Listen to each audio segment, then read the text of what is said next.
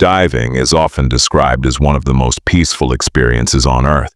A slow descent into silence, the sound of your own breathing, a feeling of weightlessness as the world above fades away. But the ocean is not peaceful. It is patient. And when something goes wrong underwater, there is no room for panic, only consequences. One of the most disturbing diving incidents ever recorded happened in August 2018, off the coast of Thailand. A 34-year-old recreational diver named Mark Sullivan had joined a small tour group to explore a popular wreck dive.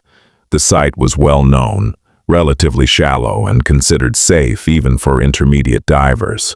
Mark had over 100 logged dives and was confident in his abilities. The dive began normally. Visibility was good, the current was calm, and the wreck appeared exactly where it was supposed to be. But about 10 minutes into the dive, something went wrong. Mark drifted slightly away from the group while filming the interior of the wreck. It wasn't unusual. Divers separate briefly all the time. But when he turned to follow the guideline back out, it was gone. At first, he assumed he had simply missed it. Then the silt began to rise. Every movement of his fins stirred up fine sediment from the wreck's floor, reducing visibility to almost zero. His flashlight reflected nothing but floating particles. Within seconds, he couldn't see more than a few inches in front of his mask. That was when his breathing changed. The audio from his recovered camera later revealed rapid, uneven breaths, one of the earliest signs of panic. Mark tried to stay calm and moved slowly, feeling along the metal walls for an exit. But the wreck had multiple collapsed sections.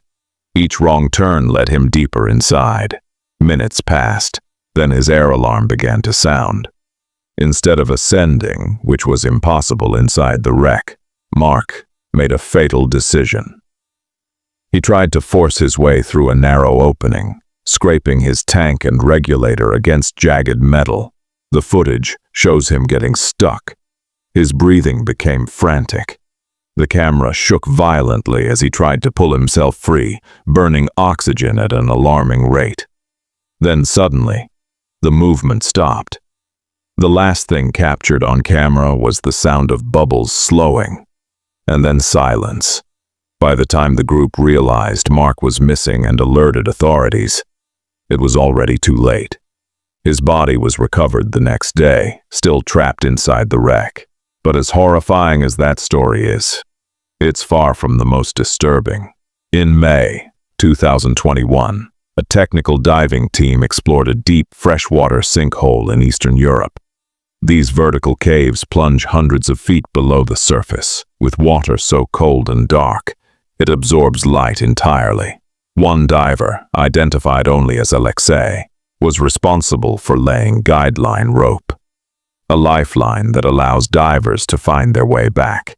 At around 90 meters deep, his camera captured something unexpected. A diver's glove. Still inside it was a human hand. The remains belonged to a diver who had gone missing years earlier. But 𝙃𝙧 didn't stop to investigate. He kept moving. That was his mistake. As he adjusted his position, his fin clipped the guideline, snapping it loose. Instantly, the line drifted away into darkness. No visual reference, no direction, no way out. The camera footage becomes chaotic. Lights spinning, depth numbers climbing and falling erratically. 𝙃𝙧 was lost in complete darkness, with decompression limits ticking down second by second. Nitrogen narcosis began to take hold. His movements slowed, his reactions dulled. He stopped checking his gauges. The final moments show him hovering motionless, staring into black water as if waiting for something. His body was never recovered. And then there's a story that almost ended very differently. In 2019, a solo diver named Lucas Fernandez was spearfishing near the coast of Chile when he noticed an opening beneath a rock formation. Curious, he swam inside. The cave narrowed quickly. When he turned around, the entrance was gone. A silt out had completely erased his visibility. Lucas knew better than to panic. He flattened himself against the cave wall, slowed his breathing, and began feeling his way forward, inch by inch. His camera recorded over 7 minutes of total darkness. At one point he whispered, "I don't think I'm getting out." With less than a quarter tank remaining, Lucas finally felt moving water against his face, a sign of an opening. He followed it blindly and burst out of the cave just as his air supply dropped to 0. He survived. Many others didn't. The ocean doesn't scream, it doesn't chase, it doesn't warn you.